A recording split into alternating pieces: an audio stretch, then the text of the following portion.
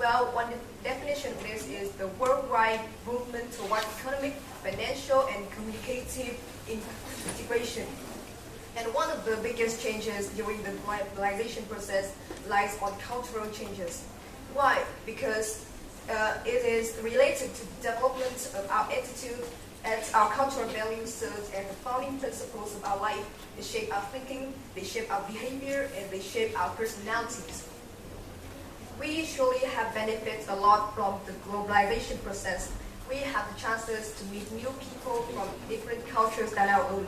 We also, so that we are more open-minded about globalization, open to new ideas, and in terms of cultural diversity. So in the future, there will be fewer outdoor situations like this picture shows. Like people from different cultures cannot understand each other when they work together. So that is one advantage from the globalization process. The other advantage lies on languages. In the past, Vietnamese people often just taught and learned Vietnamese, French, and Russian. But nowadays, more and more languages are being taught and learned by Vietnamese people like Korean, Japanese, or German. This is an opportunity for the job market and to understand more, enhance our knowledge about other languages and also their cultures.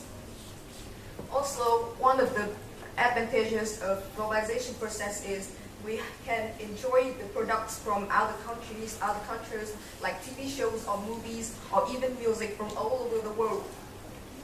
And the one last thing about the benefits from globalization process is that we have the chance to diversify our culture. We are more open to the arts of other cultures like dance sports, or even adapt some ideas to our own fashion design, like this new design outside. Yeah. So surely globalization has brought a lot of benefits to our life. However, well, this is a dangerous word.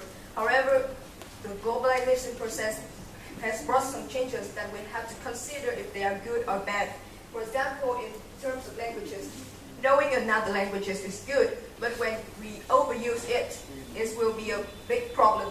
Like one situation is that Vietnamese people, especially the youngsters, start mixing Vietnamese words with other languages to make a new type of Vietnamese. So this has a negative impact on the purity of Vietnamese language, and you can see the reaction of the teacher here. He does not understand what his student was saying. And also, this lies on the changes of the artist to the trend of the audience, like the app use French names like Nous Thing, or using the other languages as their song name, like Destiny by Moha. Or so those examples are examples of cultural hybridization. It is the act of blending elements from different cultures. We are also under the threat of cultural homogenization. It is the reduction in cultural diversity through popularization and distribution of a wide array of cultural symbols, especially Western or American. One example lies on the fast food industry. In the past, Vietnamese people enjoyed traditional meals with their family at home. But nowadays, after the appearance of the KFC, Lotteria, or other fast food restaurants, some people are preferring hamburgers or fast food over the traditional meals. So this is leading to the development of a single global culture and causing great loss of diversity, like this picture shows. Like everybody was so colorful and they become alike. So this is one threat. We are also under the threat of xenophilia.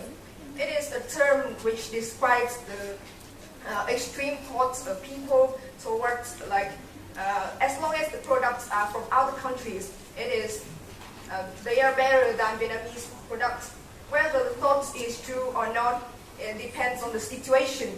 However, this is having a negative impact on Vietnamese culture and economy, because this is people are developing an indifferent attitude towards Vietnamese culture and products. So this have a bad impact on culture and economy.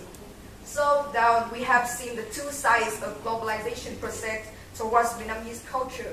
So we may ask ourselves, what can we do to preserve our cultural values during the globalization process?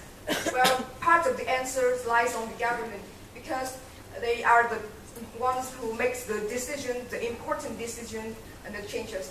However, we can be the one who make the changes.